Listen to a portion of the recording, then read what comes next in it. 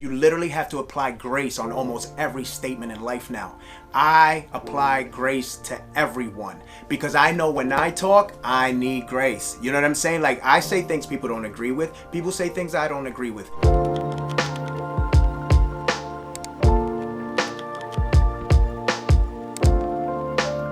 Hey, I'm here today with Social Club Misfits. How are you guys doing today? Doing good. We're in the studio in South Florida, and it feels good to be talking to you through the interwebs. Technology. Good. Well, it's good to talk to you guys too. I want to jump right into it. Back in 2019, you guys had kind of a breakout album with Mood Doom, right? And that was a release that you released right at the end of 2019. So when you think about the past year, how does that differ with 2020 for y'all? Man, last year was great. In 2018, the end of 2018, we won our Dove Award, and I feel like that got everybody kind of like talking about us. And then we dropped Mood and Doom, a combined EP, full album in 2019, and we just we're touring our brains out. We were just going places and having fun, and the song Enough, all these great elements to the album were coming out. Kalo K, which did really good in the Latin world. We're doing all this stuff, and then we had a really good 2020 planned out. Mm-hmm. And then, life happened, and I think we did 6 shows. We did 3 House of Blues shows, and we were like the last band to perform at House of Blues before everything completely shut down. Yeah. So it was like we were so hopeful for the future, and then this happened. And it's definitely taken some time to adjust to, but I see the silver lining in it. And we always talk about this. Me and Fern, we've traveled for like over 10 years. Mm-hmm. We've performed everywhere, done so much. And this is the first year we actually got to be home and do nothing. Be home and be with family. Be home and just kind of process the last couple years, because it's almost been like we've just been going. And so it feels good to kind of get this moment, like it's a big Sunday, this Sunday moment where we're just supposed to rest and reflect and meditate on Jesus. And so this is, for us, it's been like our Sabbath, Well, that's a very good way to look at it. How many dates did you guys do in 2019? Do you remember? Oh my gosh. Over 150 for sure. We try to do over 150 dates a year, which is a lot. But if you really think about it, you have touring and stuff. So you have some of those are 35 days. Yeah, so some like 40 days in a row, yeah. So that's half of it. And then you have summer shows and festivals, and we try to start the year off with the tour, end the year with the tour, and it's definitely an adjustment to be on the go and to be like, all right, stop. Yeah. Right, it's definitely an adjustment. Well, but you guys had hits every time. That's probably your biggest song, right? So far. One of them, yeah, definitely. Yeah. Definitely one of them. And that's honestly how I got familiar with you guys. I had heard you guys before, but I really locked in when you guys released every time. And so you had these hits, you had all that momentum going. You had a plan for 2020, and this reflects a lot of different people's lives. Not just in the music industry, but also just normal people. So you get to February/March, you have all these plans, and then everything just stops. What was that like emotionally for you initially? Hey, I'm going to be honest, man. Marty said this before, but we're all, as artists, navigating new waters. This is my first pandemic. You know what I'm saying? This is my first pandemic. You know what I mean? So, but when it hit, man, it hit hard because, I look at it from a different level too. I'm an ex-con, unfortunately. So rap saved my life. Rap became the job that I was able to have. I can literally have a hard time trying to work at Home Depot right now because of my record, not because I'm not a good worker. So when it stopped, I was like, man, what's gonna happen? Like, I'm a rapping person. Like, like all the tours are done, everything's like and I literally had to just stop, full stop, and just say, it's time. It's time. Don't listen to yourself. You know what you do. You rely on God. Yeah. That's what you were doing before the pandemic. That's not going to change now.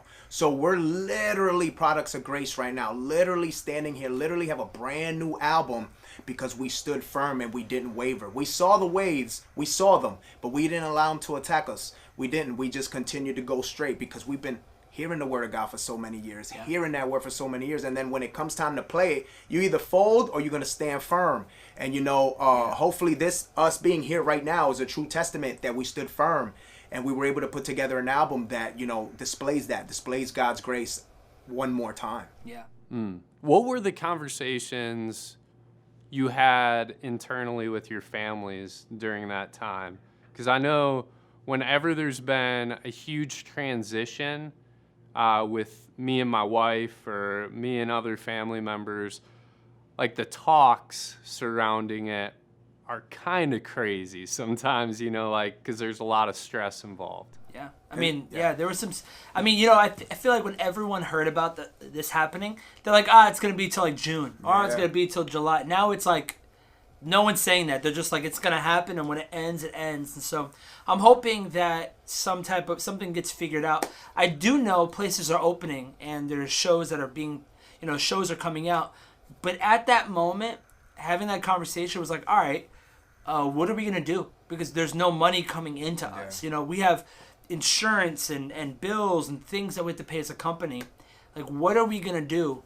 So that was a big conversation we had. And I think that being on tour, you get a little comfortable sometimes because you're like, oh, I'm just, you know, I'm going to go on tour and that will take care of everything. But like, what happens when you're not on tour? And I think that that's where you really start to hustle. So for us, we've just, you know, you hustle. For me, I've been producing for a lot of people, writing songs for a lot of people who are just either mainstream or Christian, and just trying to navigate the waters as a producer.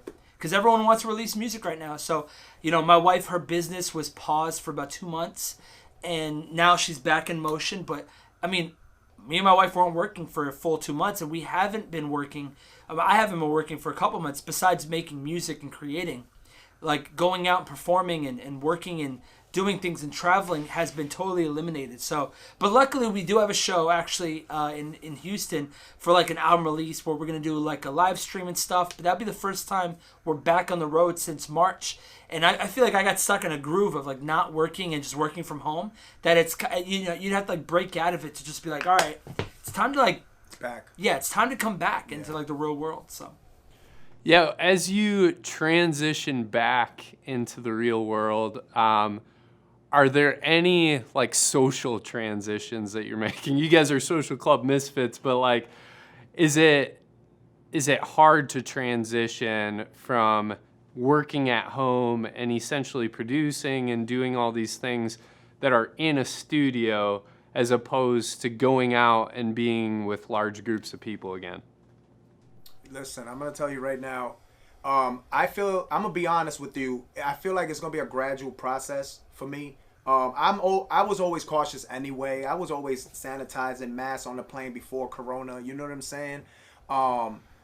You know what I mean? I just feel that as far as large groups of people, as long as the numbers keep going down, as long as we see them trends, mind you, like there's a lot of misinformation, disinformation, but once we get good traction on some good data and we see that things are, you know, moving in the right way, I think, you know, Americans are going to, you know, jump right back in, and, you know, as long as the precaution is there and people are, you know, doing things right.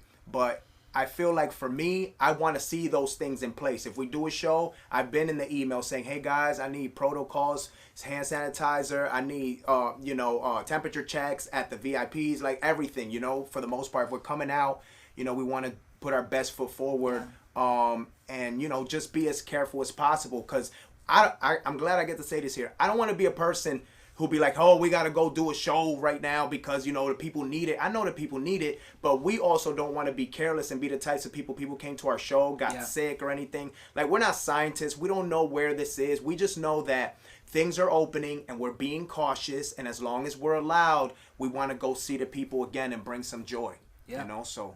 Yeah.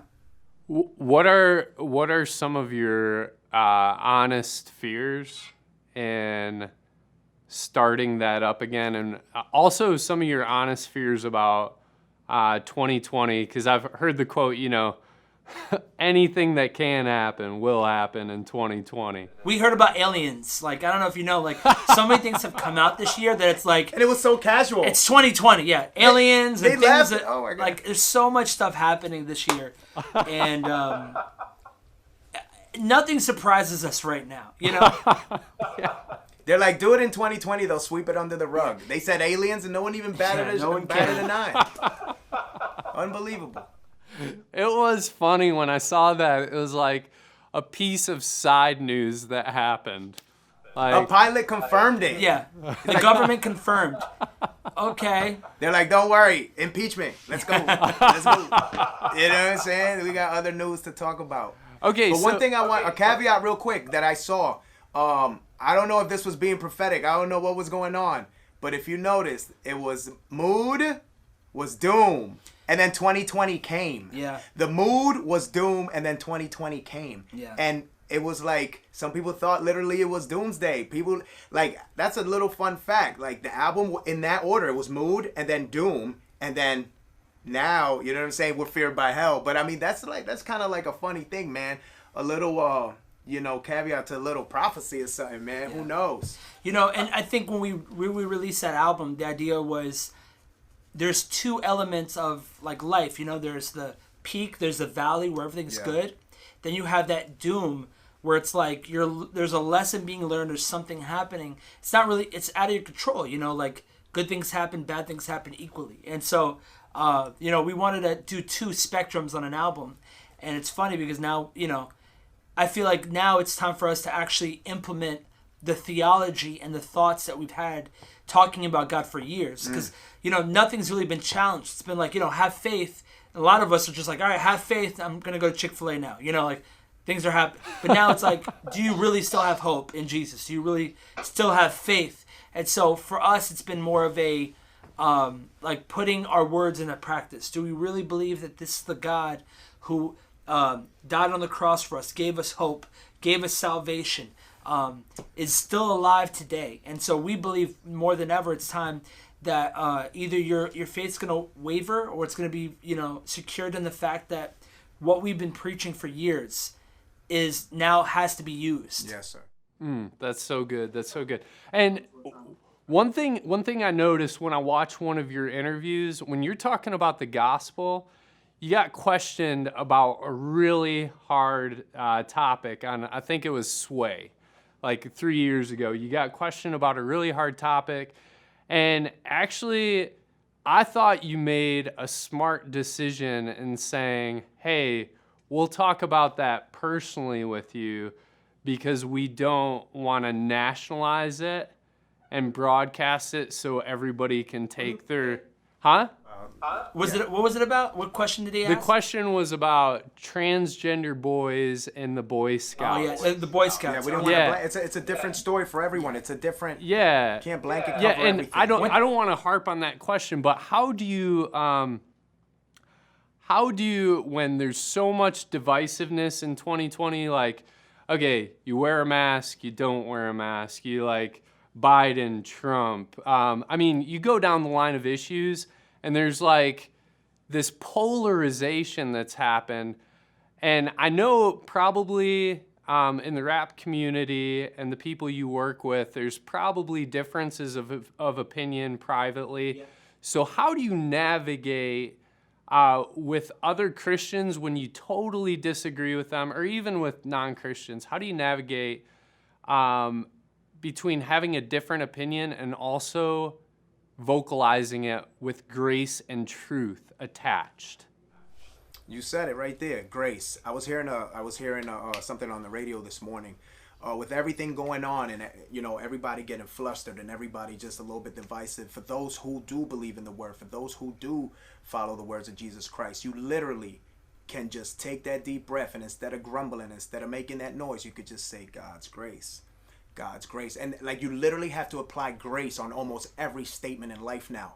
I apply grace to everyone because I know when I talk, I need grace. You know what I'm saying? Like, I say things people don't agree with. People say things I don't agree with. But at the end of the day, I'm the type of person who definitely wants to continue to talk and dialogue later after this subject, after this topic. I'm not only going to talk to a person about one topic in life. There's more to talk about. So regardless of where I see the conversation is going, if I see it a little bit narrow, if I see it a little one-sided, I have the grace enough to see that. You know what I'm saying? I say, oh, maybe they're not necessarily going to agree, but it's all good. Yeah. That's me. You know what I'm saying? It's a decision you have to make. Are you going to be polarized and live in that polarization? Or are you going to and allow yourself to just be involved in groupthink and whatever this guy thinks, this is what I'm thinking because this is what I'm going to say and this is what I'm going to do because this is all I know? You have to think for yourself. You have to figure it out what it is that yourself wants to bring out in life. You know what I'm saying? You just can't let them, put you in one dimension. You know what I'm saying? And if you are, you have to define it. Now we're at a place where everyone's defining. Everything's a defining moment now. Especially with faith. You have to define it. If you're in for real now. Because we've come to a place where now, literally, faith is all we have. Yeah. And you know what? I would say, like, the beautiful part about our country is that you could believe, it doesn't matter if you believe on the right side or the left side. We have to be able to have a democracy, which is, we might not agree, but we should agree on certain topics. Yeah. And, it's okay to have an opinion. I think whenever people try to hush opinions, you can't think that, you can't believe that. When you make a political view personal, it's not in good faith anymore. It's like, if you like this one thing, you must like that one thing. And then they start attaching things. So, I think that it's safe to say we have gone as a country so far deep into this like political wormhole that it's almost a breath of fresh air when you could talk to someone about anything else, and so for us, I'm like, there's so many things in life, like Fern said, there's so many areas of life that we speak about in all the time, and I feel like there's so many other topics we could discuss. And I think that I remember we had an interview once where similar topics came up, but same thing as sway, and I think that handling it, like Fern said, in grace, understanding that we do believe what we believe, but you can't make a sin like a broad spectrum. It's like sin is personal. Sin affects people like individually. It's not just something we talk about. Hey, it's not gonna, it's just something that you say. People every day are struggling with things, and they need to hear hope about Jesus. They need to hear hope about a Savior. And so I think that, like, when we start to talk about sin topics and we don't personalize them, like, it becomes a problem, because I feel like you have to understand, we're talking about people. And we're talking about people who need Jesus, people who Jesus loves. And so, like Fern said, in everything we talk about, we need to be talking with grace and with truth. Bible says that Jesus was coming forth with grace and truth. It's who he is. And so that's why he was able to connect to people who didn't necessarily believe what he believed. But he was able to love them and genuinely connect with them. And so I think it's our job as musicians to connect with people with what we create and what we say. There's more than just one sin. Like, there's other sins that, in life, and that those sins are just roadblocks from people getting to know Jesus. And so we know that God's removed any roadblock, any hindrance to get to him. And so it's important that when we talk about any topic, to show grace, whether it's a topic of, I know on the Sway Show we spoke about divorce, and people made fun of us in the comments. They're like, oh, that's people, divorce is not a big deal. My parents got divorced. Well, divorce hurts families. It hurts people. It hurts individual people. There's, the idea of transgender and homosexual. Those all are people that Jesus loved.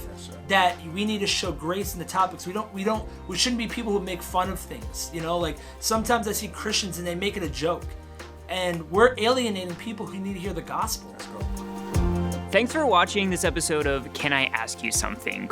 We're working on more videos of personal stories and expert opinions that help you apply your faith in all of life's circumstances. Way Nation is a crowd-funded nonprofit that creates fun and meaningful blogs and videos and podcasts that give you a confident and joyful faith. You can see all of our work and lend your support at waynation.com.